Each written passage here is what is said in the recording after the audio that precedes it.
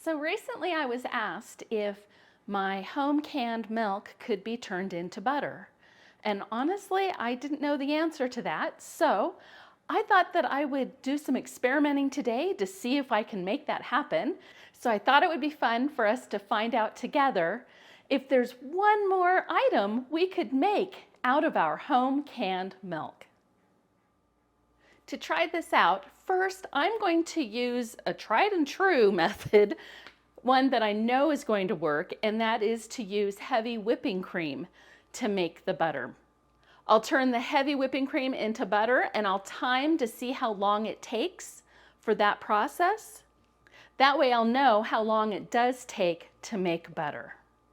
After that, I will use some non-homogenized pasteurized milk. This is, I think, the closest thing I can get to a raw milk in my area. The state that I live in, it is legal to sell raw milk, but it's only legal to sell it from approved facilities, and there are 0 approved facilities in my state. So non-homogenized milk is the closest thing that I can get. So then after we make the butter using the heavy whipping cream, we'll see if I can use this non-homogenized milk to make butter, and we'll also time to see how long that process takes. Once we test it out with the non-homogenized milk, then we'll use just regular old whole milk that you can find in any grocery store or convenience store. This is full fat whole milk.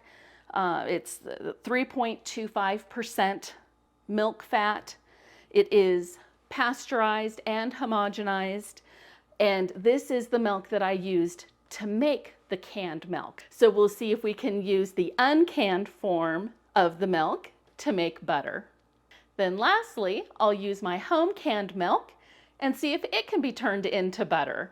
Because how great would that be to have something on the shelf that you can pull off and turn into a glass of milk or a butter to spread on your toast. I'm going to be using my KitchenAid to be making the butter today. I have a splash guard and I also have a towel handy so that I can cover up any spots that I need to so that we don't make a mess, or at least to try to minimize the mess. I have a stopwatch set for my phone, and I have a piece of paper and a pen so that I can write down the results for each. So first up is the heavy whipping cream. Put this in my mixer, and this is a 16-ounce container. So I'm going to try to stick with 16 ounces for each of them because my canned milk is also 16 ounces.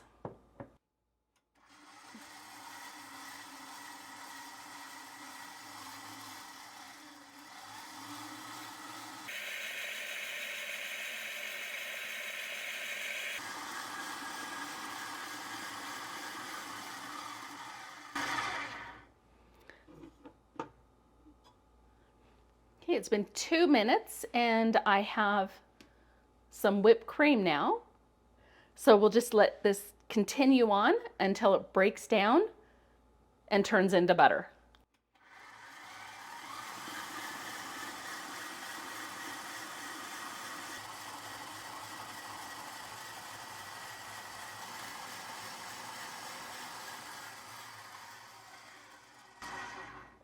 Okay, what do we have here?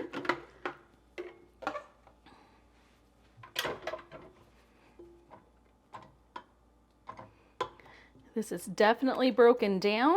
I'm gonna let it go longer to see if this firms up into a little bit more of a solid. So let's keep going on this. I'm gonna cover this side over here because it's getting quite messy.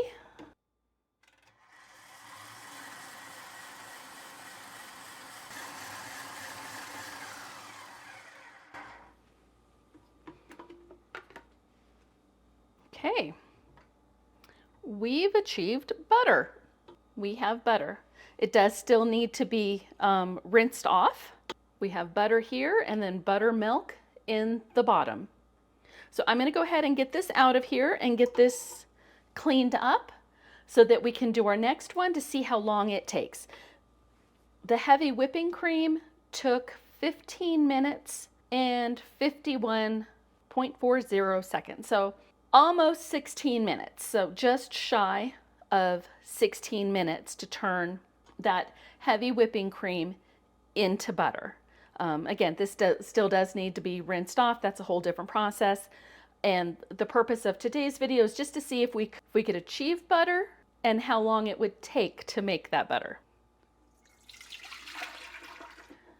Okay, now for the non-homogenized whole milk.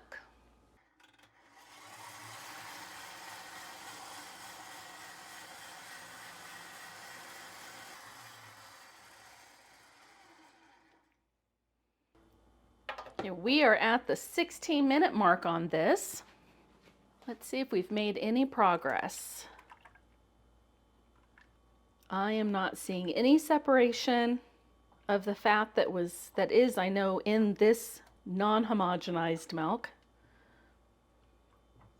I'm going to let it go a little bit longer, but it is not looking good. So I'll get this going again and let it go for about 5 more minutes and then see what we have after that.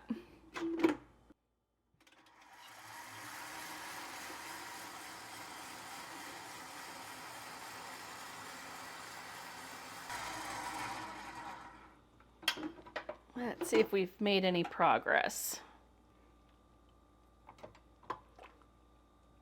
Oh, maybe a little. All right, it's been going for about 21 minutes now. I'm gonna go ahead and let it go a little bit longer because we might be getting some progress here. It is starting to get grainy. So let's see if letting it go a little bit longer will produce some butter.